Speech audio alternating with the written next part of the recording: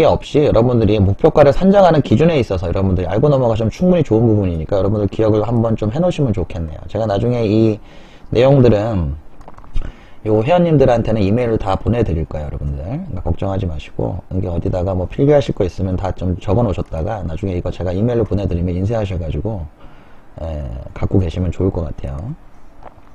자, 이제 다음으로 넘어갑시다. 다음. 가격론. 파동론에 대해서 우리가 파동의 어떤 형태를 좀 살펴를 봤고요, 그죠? 그 다음에 이제 가격론에 대해서 우리가 결정론에 대해서 우리가 알아본 겁니다. 이 두 가지 이제 핵심 이론에 대해서 이 사람이 갖고 있는 세 가지 요소 중에 두 가지 핵심 이론에 대한 핵심적인 이론에 대해서 우리가 수박 겉핥기식으로는 일단 알고 넘어가는 거예요. 그죠? 이제 가장 중요한 이제 시간론이라는 게 나와요. 우리가 이제 일목균형표에 대해서 여러분들이 익히 알고 계시는 이제 내용들이 조금씩 나올 겁니다. 일단 기본 수치 이거는 조금 모르실 수 있겠지만 일단 기본 수치가 무엇이냐? 시간론은 일단 두 가지예요. 일단 경험적으로 얻게 된 절대적인 마법의 넘버라고 제가 좀 적어놨는데, 그러니까 이 사람이 실제로 제가 그냥 말로만 경험적이라고 쓴 것이 아니고 이 사람이 완전 개또라이라 가지고 이거 뭐 그때 당시에 20세기 그 초반 때 2,000명을 알바를 고용해가지고 쌀을 막 존나게 쌌게 했어요. 그 양곡, 그러니까 미국에서 수입된 그 양곡, 그때 그 수입 그 쌀을 존나게 막 쌌게 해가지고. 그게 이제 좋은 쌀이 있고 나쁜 쌀이 있고 막 이렇게 될 거 아니에요? 좋은 쌀이 쌓이게 될 만한 어떠한 그 빈도수, 그리고 나쁜 쌀이 거기 섞이게 될 만한 어떠한 빈도수. 다담이라고 알죠, 여러분들? 그 일본의 다담이. 다담이 또 쌓기가 똑같은 방식으로 어떻게 조금 안 좋게 쌓일 만한 그러한 지금 어떤 변수들. 이러한 부분들을 이 사람이 진짜 개또라이야. 완전 통계를 그냥 무식하게 그렇게 이제 산출을 한 겁니다. 그래가지고 이제 그것과 이제 이 사람이 8년 동안 연구했던 주식시장에 대한 어떠한 그런 데이터들을 종합을 해서 이 사람이 시간론적인 어떠한 절대수치라는 넘버들을 만들었습니다. 그게 바로 7, 9, 제가 여기 적어드렸죠. 7, 9, 17, 26 일목균형표 아시는 분들은 아주 친숙한 넘버일 거예요. 9도 마찬가지고 9하고 26 굉장히 친숙한 넘버죠. 9, 17, 26, 33, 42, 65, 76, 129, 226 676 이렇게 나갑니다. 이렇게 나가는데 일단 기본적으로 이제 주식시장에서 이 사람이 이제 226을 1순환 사이클이라고 봐요. 1순환의 사이클. 그러니까 한 파동이 끝나는 시점이 1순환이라고 이 사람이 말을 합니다. 보통 이 사람이 그러니까 한 파동이 갈 때 보통의 9일이라고 보는 거예요. 물론 그 중간중간에 이제 어느 정도는 조금 이제 오차 범위가 있긴 있겠지만 한 파동이 갈 때 9, 눌림목이 한번 나올 때 17, 그 다음 한 파동이 갈 때 26. 이게 뭐 일봉이든 분봉이든 상관없습니다. 그 파동 자체를 뭐 일봉으로 보게 되면은 큰 파동으로 나올 것이고 분봉으로 짧게 보면은 뭐 짧은 파동들이 나올 것이고 파동 자체는 일단 개념 자체는 똑같은 것이에요. 그다음에 뭐 33, 40 이런 식으로 가는 거야. 이렇게 쭉쭉쭉 가다가 한 파동이 끝나서 이제 다시 한번 이 사람이 이제 돌아오는 파동 자체를 이제 1순환이 되는 시점 한 번 더 갔다가 이제 내려오는 지점이 있을 거 아니에요. 이렇게 내려왔다가 이걸 이제 한순환이 됐다라고 보는데 이 한순환의 사이클이 끝나는 지점 226이라고 보고 있습니다. 이 사람이. 저도 옛날에 다 요 숫자들 이평선에도 다 써보고 다 대입 한번 해봤어요. 틱도 다 대입해보고 해봤는데 일단 뭐 저는 별로 쓸만한 거는 33 말고는 별로 없는 것 같더라고. 76도 괜찮은데 76도 괜찮아요. 76보단 75가 괜찮아요. 75하고 33은 괜찮아요. 9랑 17, 요 숫자가 존나게 웃깁니다. 이게 왜 웃긴지 아세요? 나중에 한번, 그건 제가 나중에 한번 말씀드릴게요. 이건 어떻게 보면 별로 상관없는 얘기니까. 자, 어쨌건, 그렇고요. 그래서 이 사람이 어느 정도는 그 26과, 그러니까 우리가 일목균형표의 개념을 아까 보시게 되면, 일단 선행 스팬하고 1, 2도 마찬가지고, 다들 26일 앞뒤로 보냈죠. 후행 스팬은 뒤로 보냈고요. 그죠? 여기 아까 개념을 보시게 되면은 요 전환선과 기준선의 값을 둘로 나눈 요 수치 자체를 26일 뒤로 이제 보낸 게 26일 앞으로 보낸 게 이제 선행 스팬 1이고요. 요건 이제 52일간의 이제 최고가 최저가를 2로 나눈 요 수치 26일 이제 또 앞으로 보낸 게 이제 선행 스팬 2거든요. 왜 26일인가? 이 부분에 대해서 우리가 의문점을 한번 가질 만한데 여기에서 이제 이 새끼가 노가다를 한 게 이제 이제 드러나는 겁니다. 이거. 요게 존나가 노가다 해가지고 이게 26일이 잘 맞더라. 26일째가 좀 어떠한 좀 전환점이 될 만한 계기들이 많이 생기더라. 라는 부분들을 어떠한 뭐 수학적인 공식이라든가 어떠한 뭐 대단한 뭐 수학 공식을 이용해서 푼 게 아니고 여기 좀 적어드렸지. 경험적으로 노가다 해가지고 알게 된 겁니다. 그러니까 아주 뭐 대단한 의미를 부여하실 필요는 없고 그냥 경험적으로 그렇게 되더라. 보통 이 숫자가 잘 맞더라. 그냥 이 정도입니다. 그러니까 아주 뭐 우리가 절대적인 마법의 넘버라고까지 부를 필요는 없고요. 그냥 제가 이거는 재밌게 하려고 쓴 것이고 완전 마법의 넘버까지는 아니에요. 그러니까 대략적으로 이런 넘버들 사이에서 이제 요 넘버들이 이제 후라든가 전이라든가 요럴 때 조금 전환점이 일어날 가능성들이 많이 높더라. 그러니까 균형점이 깨질 만한 가능성들이 많이 높아지고 있더라. 거기에서 이제 가장 우리가 보편적으로 보게는 이 사람이 그러니까 한 파동이 올라갔다가 내려가는 한 파동이 이제 완성이 되는 그 구간 자체를 9일과 17일과 26일이라고 말씀드렸죠. 그죠? 이게 N자형 파동이 이제 한 번 완성이 되는 구간이 이게 이제 26일이 걸리는 거예요. 그죠? 여기에서부터 이제 파동이 한번 끝났으니까 여기에서 이제 한 파동이 더 올라갈 것인지 말 것인지가 이제 판가름이 나겠죠. 그래서 이제 내려올 수도 있을 테고 이렇게. 그죠? 그래서 한 번에 눌림목을 더 두시고 한 번 더 올라갔으면 또다시 한 번 N자형 파동이 시작이 되는 것이죠. 그죠? 추세가 좀 더 이어지는 것인데 여기서부터도 이제 추세가 이제 변환이 될 것인지 더 내려올 것인지 이어질 만한 어떤 눌림목을 조금만 줄 것인지가 이제 여기서부터 이제 판가름이 나는 거예요. 26일 전후로 해가지고. 그러니까 요 시점부터를 만약에 현재 시점이라고 본다라고 하면은 이 시점 자체가 이제 추세가 시작된 지점이니까요. 사실은 26일 전후로 보는 거죠. 전후로 이렇게 전후로. 요 시점이 현재 시점이라고 한다면은 요때부터 이게 앞이니까요. 그죠? 요 시점 전에 26일 전에는 어떠한 뭐 하방 추세가 있었겠죠. 그죠? 그러니까 요 시점이 변곡이 되었을 거 아니에요. 이 시점이 시작점이니까 변곡점이잖아요. 그죠? 동그라미가 변곡점이잖아. 당연히 생각을 한번 해보세요. 이게 변곡점이잖아요. 그럼 이전에는 상방 추세로 올라왔을까? 그러면 이 지점이 시작점이 아니겠죠. 그죠? 이 지점이 그러면 시작점이 아니고 뭐 중간 지점이 되겠죠. 그러니까 전에는 내려오고 있었다는 얘기야. 그죠? 그러니까 26일 전과 후 이러한 부분들 추세가 변화가 일어난 시점 전과 후 어떻게 보면 굉장히 일리가 있는 말인데 가만히 듣고 보면 당연한 얘기 같기도 하고 가만히 듣고 보면 당연한 얘기 같기도 하지만 어떻게 보면 이 사람이 굉장히 이러한 부분에 대해서 아무도 생각하지 못했던 어떠한 그런 부분에 대해서 시간론적인 개념을 대입을 해가지고 풀어냈구나라고 생각을 한번 해보게 되면은 거기에다가 노가다까지 존나게 해가지고 이제 이런 숫자들까지 이제 찾아낸 걸 보면 어떻게 보면 굉장히 대단한 사람이에요. 자, 어쨌건 기본적인 수치는 기본 수치가 바로 그런 겁니다. 이런 기본 이제 넘버들을 이 사람이 찾아냈고 이런 넘버들이 어떠한 주기라든가 사이클을 만들어내는 혹은 어떤 추세가 전환이 되는 그러한 부분들에 있어서 굉장히 좀 의미 있는 구간들을 잘 종종 만들어내곤 하더라라고 이제 하는 것이 바로 이런 넘버입니다, 여러분들. 그러니까 이건 일단 이 넘버들은 알고 계시면은 뭐 손해는 안 나겠죠, 그죠? 네, 알고도 계시면 좋습니다. 뭐 적어 놓으셔도 괜찮고요. 그 다음에 이제 여기서 이제 중요한 부분, 이건 말 그대로 기본이고요. 이제 대등 수치가 나옵니다. 대등 수치. 아주 존나게 중요한 겁니다. 대등 수치. 존나게 중요해요. 존나게 중요해. 요게 이제 대등 수치. 일단 우리가 뭐 아시는 분들은 아시겠지만 일목균형표에서 가장 유명한 게 뭐예요? 대등 수치 구간이죠. 여러분들 일반론적으로 많이들 알고도 계실 텐데 과거에 거쳤던 어떠한 과정이 현재와 미래를 결정한다. 뭐 말은 뭐 어떻게 보면은 요즘 뭐 당연한 얘기를 또 하고 있나라고 생각하실지 모르겠지만 조금 더 디테일하게 들어가 본다고 하면 과거에 어떠한 상승적으로 올라왔다라고 하면 이게 만약에 이게 변곡이 될지 아니면 추세가 이어질지 모르겠죠. 추세가 이어진다라고 하면 한 파동 더 이렇게 똑같은 파동을 그리면서 갈 것이고 전환이 된다라고 하면 똑같은 시간만큼 떨어질 것이다.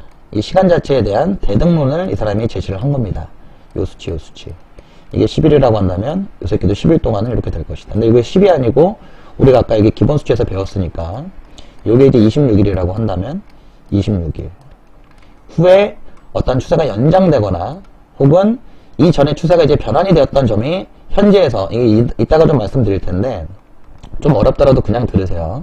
이전에 일단 대등 수치와 동일한 그러니까 기본 수치와 동일한 대등 수치만큼의 전일에서 바로 후가 그러니까 현재가 지금 그 후가 바로 현재잖아요. 그죠? 이 수치에서 어떤 변곡점이 일어날 만한 상황이 만약에 있다라고 한다면 지난 이제 26일 전, 그러니까 예를 들면 26일 전에 추세가 변환되어서 올라왔어요. 앞으로 26일 후에 어떠한 또 여기에 또 전환점이 일어났단 말이죠. 그래서 이제 올라가게 될지 내려가게 될지 몰라. 이런 점이 이제 나왔다 치자고요. 그러면은 26일 바로 뒤에도 추세가 전환될 만한 전환점이 나타날 가능성이 아주 높다라는 이야기를 하고 있는 겁니다. 여기에서 26일 뒤에. 여기에서 이제 올라가거나 아니면 떨어지거나 전환점이 분명히 나타날 것이라는 얘기예요. 여기에서.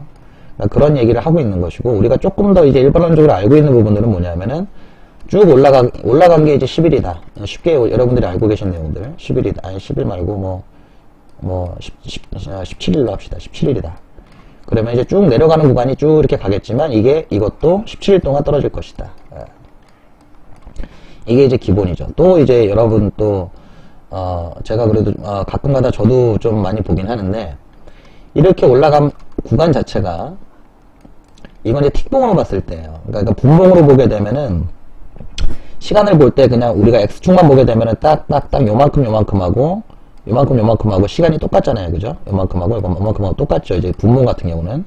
근데 이제 틱봉 같은 경우는 그렇게 되지 않죠. 틱봉은 이제 요만큼 같지만은, 이게 이만큼 간 게, 1분 만에 일어난 일일 수도 있고, 1분 만에.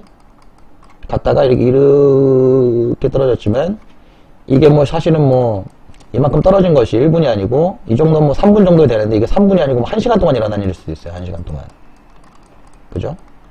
우리는 틱봉을 보게 되면 이런 일들이 비일비재하기 때문에, 일단 저는 틱봉을 볼 때는, 그러니까 이 사람들은 이제 주식시장을 기본적으로 개념으로 설명을 하고 있기 때문에 틱봉으로 잘 안 봅니다. 이 주식시장들은요. 거의 일봉 아니면은 분봉 개념으로 설명들을 하는데, 우리가 이제 선물을 볼 때 틱봉을 개념으로 봤을 때는, 만약에 이만큼 올라갔다 치자고, 이만큼 올라갔어요. 이만큼 올라갔어. 근데 이만큼 올라갔다가, 여기서 이제 전환점이 생겼어요. 여기서 전환점이 생겨가지고, 그러니까 이렇게 막 올라가겠죠. 이렇게 올라갔다 치자고요. 그냥. 이렇게 올라갔는데, 여기에서 이제부터, 이제 예를 들면 약간 횡보 박스권을 치고 있다고 치자. 이런 식으로 막 환불을 하고 있다 치자고요. 그러면은 보통의 이제 우리가 틱봉으로 보았을 때는 사실 어느 정도의 시간적인 개념, 그러니까 이게 어떻게 보면은 굉장히 짧은 시간에 이렇게 벌어지고, 이게 긴 시간이 될 수도 있어요. 네, 긴 시간이 될 수도 있겠지만, 기본적으로 얘가 횡보해주는 어떤 매물대를 소화해주는 과정 자체, 길이 자체는, 대등한 수치로 간다. 그러니까 이 길이 자체가 수렴한다는 얘기예요. 여기서부터 이제 또 떨어져. 쭉 떨어지면, 떨어지는 이 파동 자체의 길이 자체도 이만큼이 수렴한다. 이꼬르. 요게 바로 기본적인 대등 수치의 개념입니다. 이건 틱봉으로 제가 해석한 거예요. 제가 해석한 틱봉에 대한 개념으로는 요렇게 해석할 수도 있다라고 봐야 됩니다. 틱봉을 똑같이 분봉하고 똑같이 요 시간 개념으로 잘라가지고, 그러니까 길이로 이렇게 잘라서 하시면은 큰 코를 다쳐요. 그리고 만약에 이 시간이 이게 10분이고, 얘는 10분 동안 이만큼 움직일 수도 있거든요. 이게 10분일 수도 있거든요. 근데 이만큼에 막 지랄을 막 하고, 여기서는 이렇게 움직일 수도 있다고. 이게 무슨 의미가 있냐고. 이거 전혀 의미가 없어요. 틱봉으로 이렇게 보는 것들은. 시간론적으로 틱봉을 보는 것들은 거의 의미가 없어요. 아싸리 그렇게 보려고 하면 분봉으로 보든가. 이거 틱봉으로 보시면서 이거를 시간적인 개념으로 보기 시작을 하시게 되면은 조금 이제 오류가 날 수도 있다. 그래서 저는 기본적으로 대등 수치를 좀 볼 때, 그러니까 차트를 보시게 되면 간단하게, 차트는 나중에 한꺼번에 봅시다. 한꺼번에 같이 보자. 그게 낫겠네요. 일단 대등수치 개념에 대해서는 어느 정도 좀 알고 가셨죠? 이 사람이 그러한 부분들에 대해서 설명을 하고 있는 겁니다. 대등수치. 별건 아니에요. 여기에서 이제 기본적인 것이 뭐냐면은, 좀 전에 제가 말씀드린 전환점의 개념이야. 그러니까 기본 수치들의 날짜 이후, 날짜인 거. 어떻게 보면 7일 이후, 아니면 9일 이후, 이 사람이 좋아하는 26일 이후로 시세가 변화하거나 균형이 깨질 수 있다라는 가능성이 올라오는 것입니다. 예. 그렇게 되려고 하면은 일단 요가 기본적으로 일단 추세가 시작되는 요 지점, 변곡이 되는 요 지점 자체에서부터 시작을 하게 될 텐데, 요 지점 이전의 구간에서 예를 들면은 얘가 이제 9일 동안 예를 들면 변화가 생겼다 치자고요. 9일 동안. 근데 이걸 멍청하게 9가 아니고 이건, 그래? 그러면 나는 이게 42가 좋아 보이니까 다음엔 42겠지? 응? 이렇게 생각하면 안 되겠죠. 이건 바보예요. 이렇게 하면 안 돼. 이게 9일이면 이것도 9일이에요. 그죠? 이게 17일이면 이것도 17일이란 말이죠. 절대 수치라고 아무거나 그냥 찍게 하는 게 아닙니다. 그러니까 그 전에 추세가 변환되었던 길이만큼 그 이후에 변화가 생길 가능성이 높겠다. 이 이야기를 하고 있는 겁니다. 여러분들. 아시겠죠? 이게 어떻게 보면 일목균형표의 가장 핵심적인 이론이에요. 핵심이 되는 개념이란 말이죠. 뭔 말인지 아시겠어요? 여러분들? 이게 핵심이에요. 핵심. 시간론. 가장 중요한 아까 말씀, 시간론이 가장 중요하다고 말씀드렸어요. 이게 핵심이야, 핵심. 일목균형표 핵심이라고. 선행 스팬 1, 2와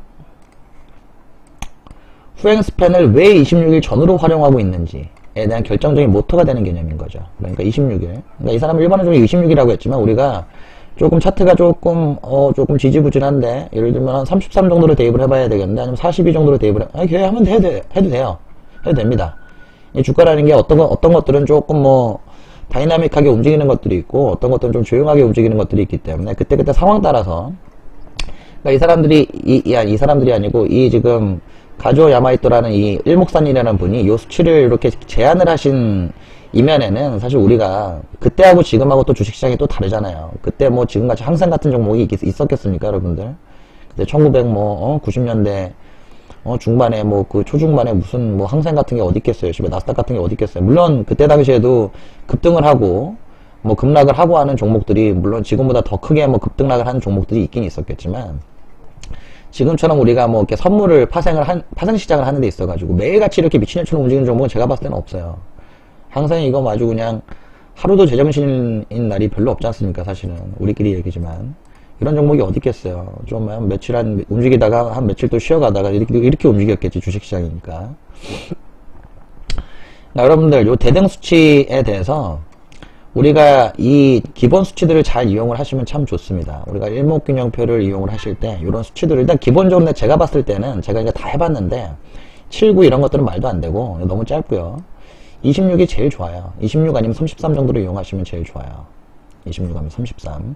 그러니까 요거를 조금 수식을 건드리실 수 있는 분들은 한번 33 정도도 한번 써보시고 나는 그런 거 잘 못한다 그러신 분들은 그냥 기본 26 쓰시는 게 제일 좋습니다. 예, 건들지 마시고 기본 26 쓰시는 게 제일 나아요. 근데 사실은 33 정도 진짜 많이 봤을 때 43 정도까지도 사실 쓰면은 조금 괜찮을 수도 있거든요, 사실은요. 그러니까 나는 수식을 조금 건드리면서 할 수 있겠다라고 하시는 분들은 한번 해보시고 아니신 분들은 그냥 있는 그대로 깝치지 말고 그냥 있는 그대로 그냥 쓰시기 바랍니다.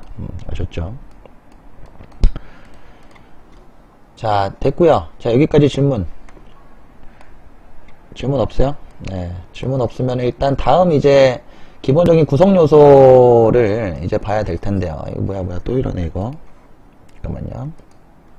그러니까 우리가 어떻게 보면 가장 기본적인 개념에 대해서 짚고 넘어간 거예요. 우리가 이 지금 가조 야마히토라는 분이 일목균형표를 만들게 된 그 배경과 배경 지식과 대체 어떤 생각으로 이런 지표를 만든 것이냐, 대체 이 지표를 볼 때 무엇이 핵심인 것이냐, 그러니까 왜 우리가 이 지표를 이렇게 봐야 되지, 왜 이걸 26일 뒤로 보냈지, 왜 앞으로 보냈지, 왜 이게 하필이면 9일 동안의 최저치와 최고치이지, 이 사이에 대체 어떠한 개념으로 우리가 그냥 단순히 달달달 외우는 게 아니고 왜 이렇게 되었는지 이해를 하고 넘어가는 겁니다. 그렇게 되면은 우리가 조금 있다가 이제 구성 요소들을 전환점, 기준점 이런 것들을 이제 살펴보게 될 텐데 쉽게 넘어갈 수 있는 거예요, 사실은.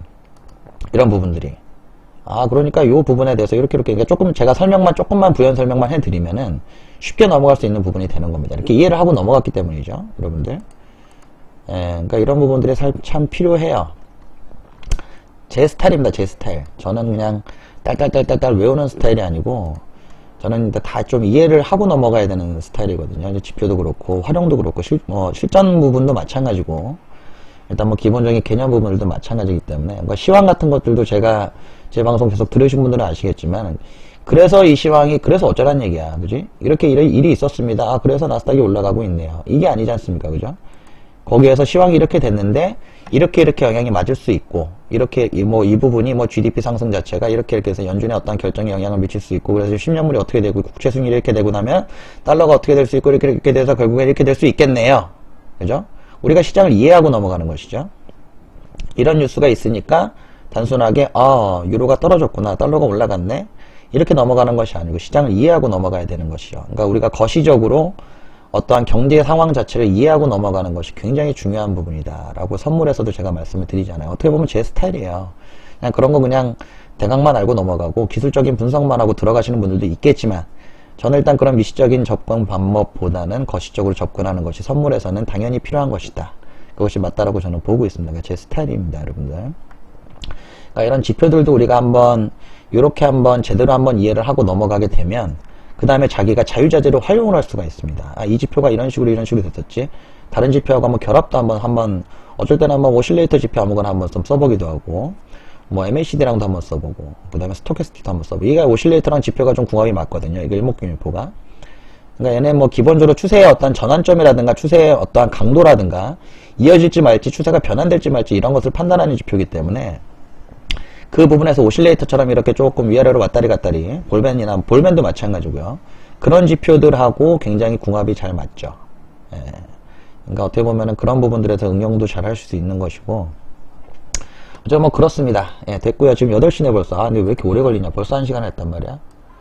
씨발, 별로 한 것도 없는 것 같은데 왜 1시간, 차트는 보지도 않았는데 1시간 했네요.